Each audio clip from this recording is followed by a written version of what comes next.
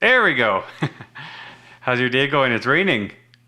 Yeah, it is. Yeah, it's been a good day. I've have a son home from school right now. Obviously, it's going through lots of close contacts, so he's been powering through his work in the morning and playing Yeah. Minecraft in the afternoon. So his mom just took him to get his test to see if he's got it, but we're pretty sure he doesn't. But we will How, see. how old is he?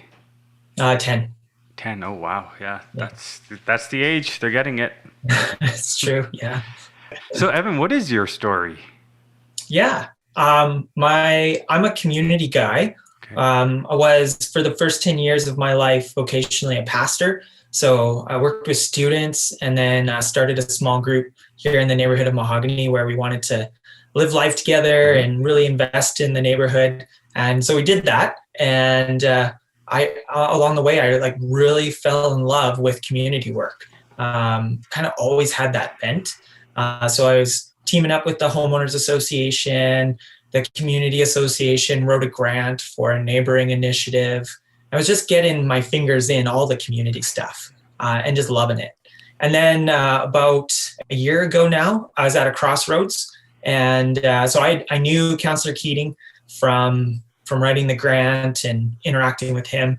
I knew the former MLA Rick Fraser from him coming out to community events, and they were both whispering, "Hey, Evan, you should give this a look. Like we need good leaders for the future of the city. Councillor Keating's not going to be running again. You should give this a solid look." So Councillor Keating asked me to join his office just to kind of look under the hood. And then I found out that Rick was not he hadn't pulled himself out of contention. I was like, well, I'd way rather have Rick run than me. So I didn't find out about it until about a month and a half ago if Rick wasn't going to run. So that was crunch time. Talked to the neighbors, of course, had to convince the wife. And there was a lot of dominoes that need to fall. And they did one by one. And so I decided to jump off that cliff. Ultimately, I feel what I bring that is a sense of optimism about the future of Calgary, which is hopefully going to be refreshing for the people of Ward 12. Obviously, we have problems, we have issues to fix. We're in a tough spot in a variety of different ways, but I believe in what is possible when residents come together that really believe in the city and the place that they live. I mean, that starts for me at the neighborhood level, but when that scales, right? Mhm. That the neighborhood is an amazing agent for change, right? Oh You yeah. can small enough to organize, you can bring people together and make a difference in your own hood. Mhm. And then that can scale up to the municipal level. So I'm excited to potentially bring that. I've gotten to get involved in a variety of different things where it would have been like way up here over my head, but then just working through it, learning from industry, learning from my neighbors, learning from the councillor and from administration. These problems are not insurmountable. They just require people that are willing to do some hard work and believe in the future of this city. What is your ward wanting, or what is your community wanting from its counselor that you believe? Yeah, I think one of the things I'm really hearing a lot of is they just want someone who's accessible. I think that's part of just what happens when someone's been in office for a long period of time and has had a long tenure. It begins to get harder and harder to feel like that person is there and with you and walking with you. So I mean, I would point to the fact that this is work that I've been doing the last 5-6 years. Like it's just natural for me. You don't have to force it from me to interact with the people of Ward 12. Certainly I've focused on one neighborhood, but I look forward to getting to know the other neighborhoods as best as possible. So I think they're all wanting a counselor that's going to really listen and really commit themselves to understanding the lived experience that they have in their neighborhoods, and then to advocate for them, to really go to bat for them, and to make sure that they're he or she is fairly representing their voices when it comes to voting time at council and making decisions at city hall. Mhm. The world is at a chaotic point, but when we focus on our city as a whole, what do you think you can bring as a counselor for small businesses? Yeah, good question. That's an area where I feel like there's a lot I need to learn because I've been deeply entrenched in community work I've seen the value and the benefit of small businesses. So very early on, I've already been talking to folks that live and breathe this. So I would be looking at starting initiatives and backing really, really smart people that think well around this. Like, I'm not the expert when it comes to small businesses. So I would be looking to circle the fences with some people that think creatively and really well around how to till the soil to make the kind of environment where a small business can thrive. I would be pointing to work that, I mean, we're just hearing right now and seeing right now, I think it was released today, a brand new web portal on the city of Calgary that helps small businesses go through the whole process. And I've heard actually from a variety of different angles that this is an area that Calgary knew they needed to pick up the slack and is now doing that and excelling at it. So it'd be aligning myself with initiatives like that and looking for even more creative solutions to really speak to the needs of the small business community, to be a conduit for them, right? Knowing that, like, I don't own a small business, I don't do that. I don't have interests in that area as of yet. I just want to be the best neighbor possible, and many of my neighbors run small businesses. What are your thoughts on the increase of property taxes and business taxes? I mean, it's a sad inevitability when you end up with 30% vacancy downtown. I mean, that lost revenue has to come from somewhere. It was going to happen. You can either cut on expenses, which I think there's some creative ways that we could do that. There's a variety of things that we could look at, or we're going to have to continue to revitalize our economy and look to incentivize different ways of bringing businesses back in. I mean, I think one of the quickest ways out of a tough situation is not to bury your head in the sand and to just start playing the blame game, but to focus on positive solutions. I believe the development community here in Calgary really is invested, even though they'll tell you when you talk to them, it's been difficult over the last stretch. They're very invested. They want to help Calgary through this tough. So even when you think of like the downtown plan right now, where they're investing money, it sounds like they have people that are willing to continue to put money into our downtown, even in its beleaguered state, right? That downtown plan that they have going on right now, to inject that money in to kind of reconstruct the ground floor level of those buildings so that it feels completely different and brings back vibrancy and revitalizes key corners of our downtown. I think those are really smart moves, and it's worked in places like Detroit and Kansas City. So power to them, and I think they're thinking well, and I really hope that we'll be celebrating some successes in short term. When we look at Flint, we look at Michigan. Do you see Calgary on the way to that path in certain areas?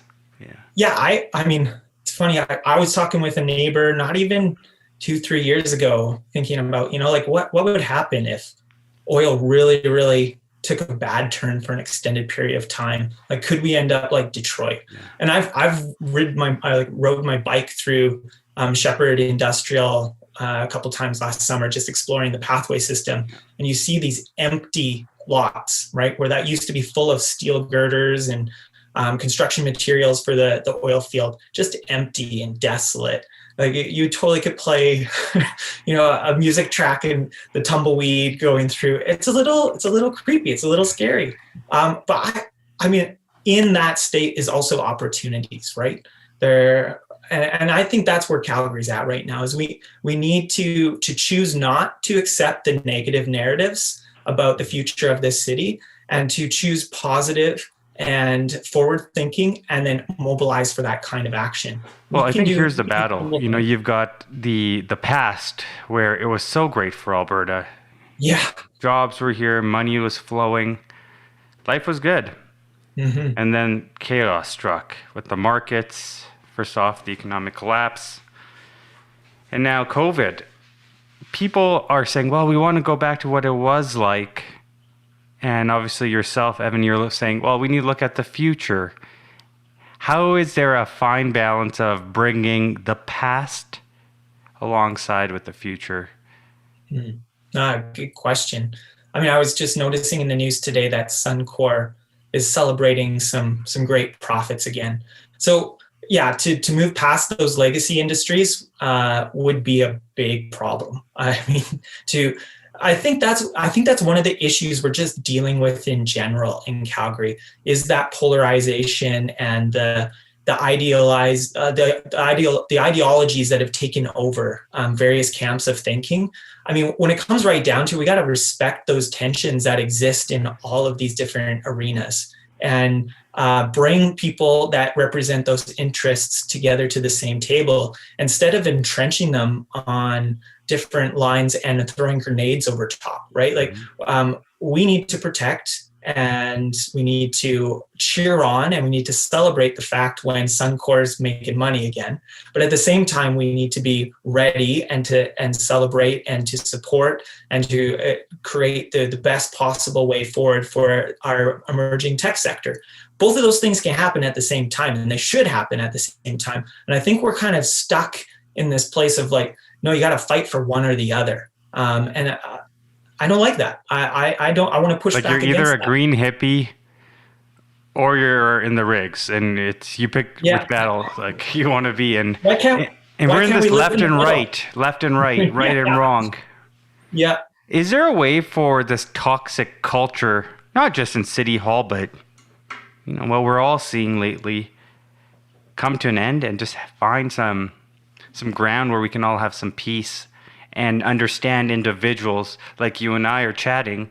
I'm sure we have differences, but we can communicate. We don't have to see the left side or the right side to really make our decisions, because that's already a decision that people make, and they won't listen if you're a lefty or a righty.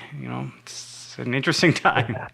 It is interesting. Yeah, I think leadership is key. I mean, it's amazing how the tone can be set. One of the lessons I quickly learned in my neighborhood. So when I first moved into where I live right now in Mahogany, they had this thing called the volunteer committee where there's essentially this red carpet for anybody that wanted to make a difference and come in and get involved. You had access to a little bit of money from the homeowners association. So things were happening like grassroots gardening and grassroots event planning and a youth group and a skating program. And to me, it's amazing when you set a culture, how it can snowball in the right direction.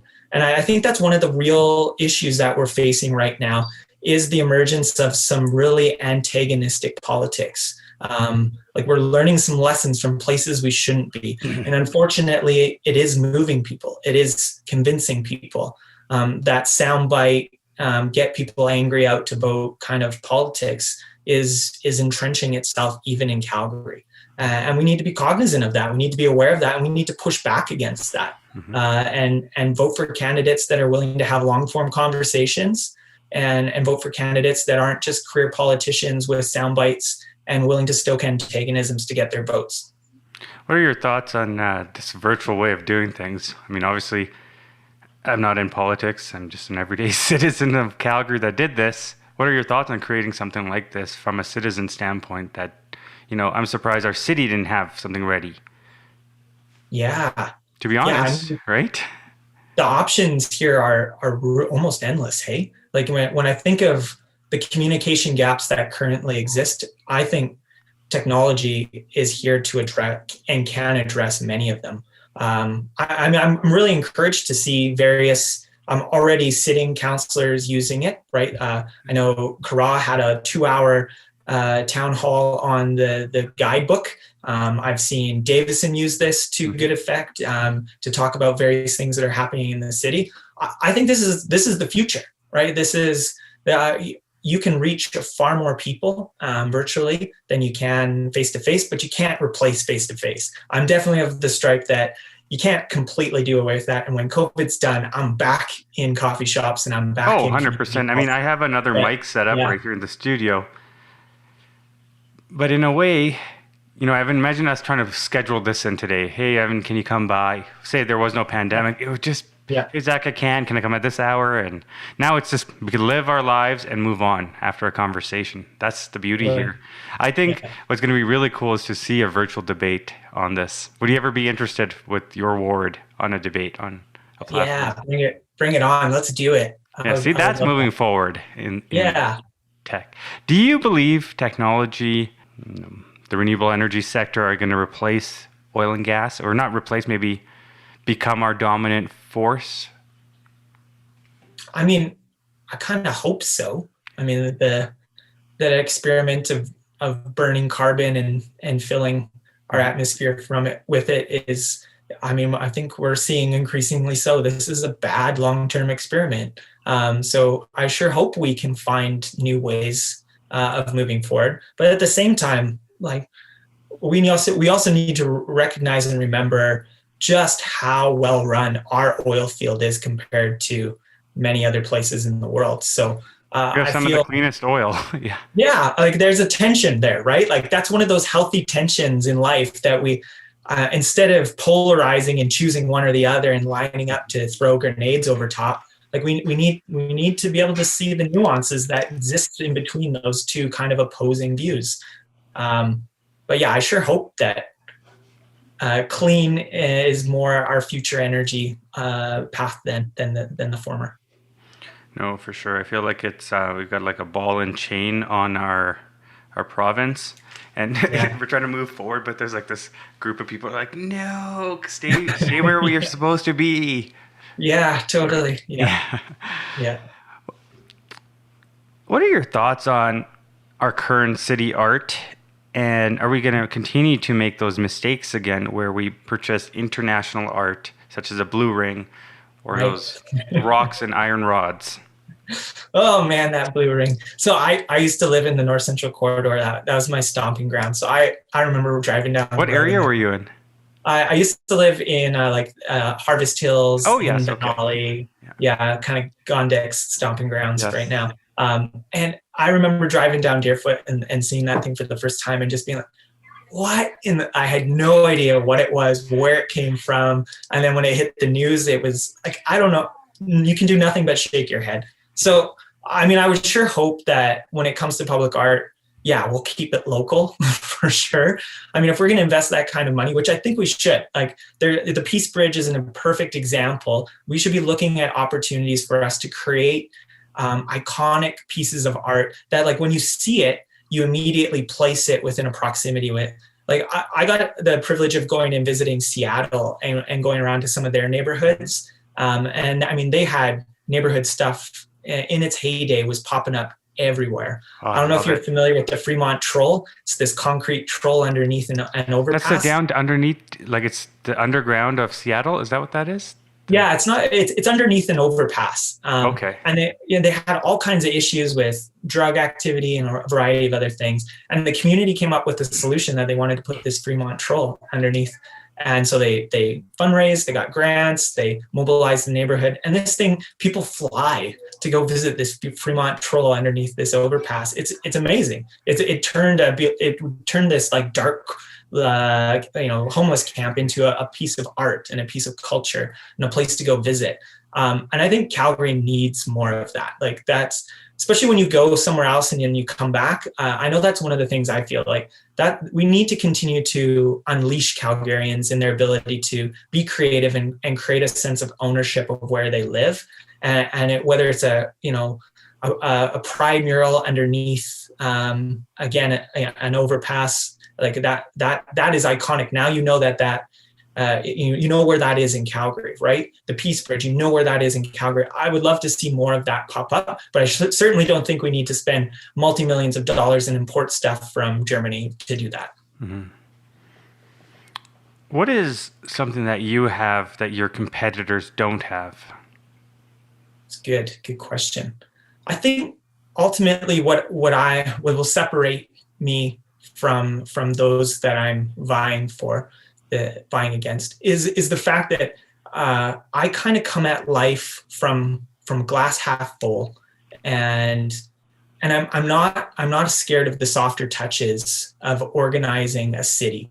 So when you think of what makes politics good, when politics is happening the way it should, it's activating people. It's giving them a sense of like that's our guy or that's our girl, that is being our voice. and coming to our town halls and listening to us. And I feel I can do that. I certainly can't do it perfectly. Nobody can.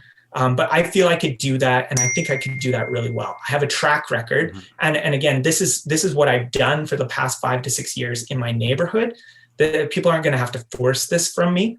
I genuinely want to help people create a sense of ownership with where they live. And I think for me, I want to start at that granular level. I know I'm going to have to deal with budgets, mid-cycle evaluations. I know I'm going to have to go on standing policy committees and all these other things. And that's going to be a steep learning curve. I mean, the last year I've learned a ton. I have a long way to go.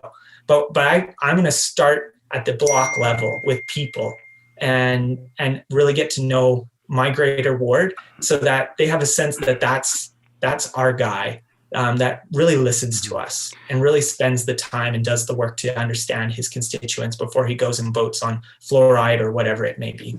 I appreciate your vulnerability. I think it shows your neighbor. It shows you being a real human being. We don't see that often. And like you said, I might not know all of this, but I'm willing to learn and work with people that do understand. A lot of times in council, we have individuals think they know it all. And they don't. Yeah. Showing vulnerability is a sign of weakness. I think this moves the ball forward. This moves our conversation forward as what we want Calgary to be. We want to say, hey, you know what? I don't understand this. I'll ask for help. Mental health is at an all-time. Substance abuse is on the rise, whether it's drugs or alcohol. What can we do? And what do you expect to do as a councillor, if you're chosen, for Calgarians that are struggling? Because people are tired, they're exhausted. There's no hope, let's say that. To be honest, the reality is we could say this is, we're living in a fairy tale, but we're not. If you go into downtown Calgary, it's a zombie land. There's chaos, there's no jobs. Yeah, I mean, at risk of sounding overly optimistic, I want to help Calgarians walk that path from just surviving to thriving.